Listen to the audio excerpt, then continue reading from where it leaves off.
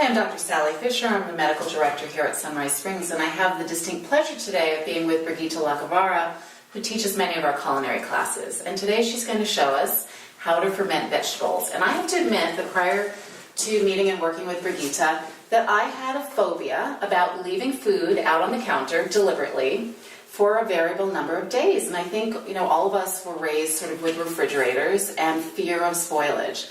But actually, since prehistory, we know people have been fermenting food. And we know, in fact, it's been said agriculture does not make sense without fermentation, because it was a way to take the bounty of the harvest and preserve food to last through the scarce winter. So how that works from a health perspective is that the culture is, the fermented food is teeming with bacterial culture.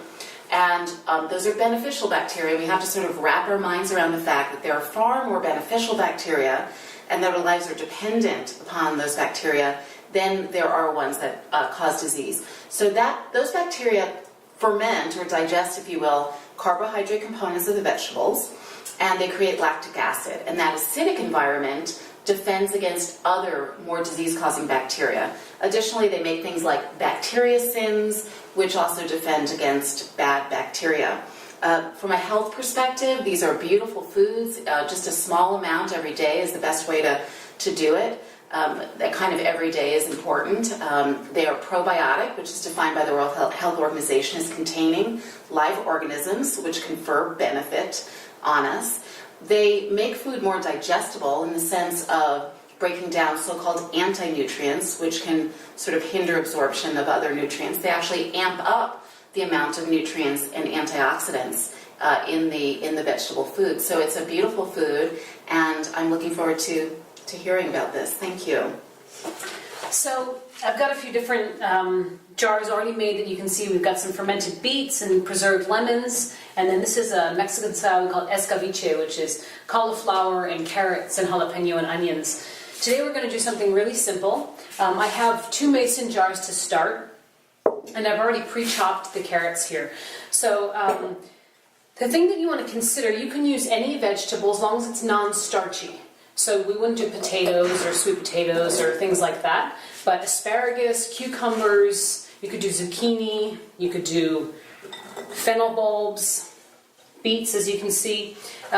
These carrots are all chopped about the same size. The thing that you want to consider if you're going to be mixing vegetables is the density of the vegetable. So, cucumbers are very watery and kind of soft. If we put those with carrots, they'd ferment at different rates, and you'd end up with something that maybe is a bit mushy compared to the carrot, which stays pretty firm. So you can just chop them proportionally. So we're going to slide our carrots in here. These are prepped. I've got some beautiful fennel from our garden here, so we're just going to tuck that in for flavor and color. And the thing that I recommend is you really want to use non-porous ceramic or glass when you're fermenting. And as far as utensils, you can use stainless steel or wood. In this jar, we're going to make our brine. And the ratio for brine is 1 teaspoon of salt to 1 quart of water. So I've got my teaspoon of salt. I prefer sea salt. You can use the Himalayan pink salt, real salt. You don't want to use iodized kind of sodium chloride. Sally, would you mind pouring just a little bit of water? So I like to use a little bit of boiling water, and I'll just swirl this around until it dissolves.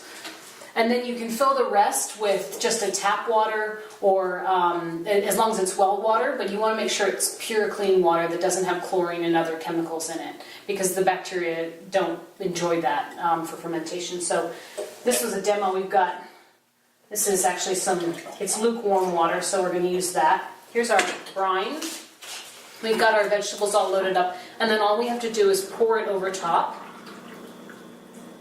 And I'm going to leave a little space, because as this starts to activate by catching the bacteria in the air, it will start to push the vegetables up.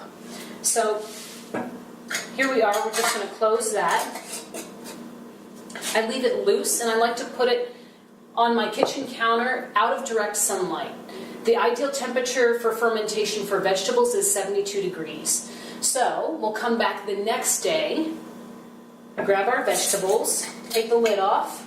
And like I said, you want to leave it loose so that the air can escape as they start to get active.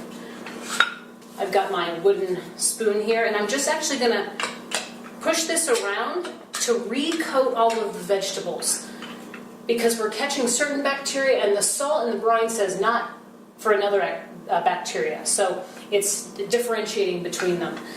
So we'll just keep it kind of submerged. We put it back, loose lid, set it aside, come back the next day. And in about 72 degrees, it takes anywhere from 3 to 5 days for a chop. If you did it finer, it would take a lot less time, right? It would ferment faster. So adjust it again, get it all moved around, make sure everything is submerged. And then after a few days, on the third day, maybe you smell it. Oh, yeah, it's starting to ferment. So you smell it, and then you can taste it. And if you want it to go a little bit longer, you'll start to know the flavor that you like. And then when it's done, tighten it, and you put it in the fridge.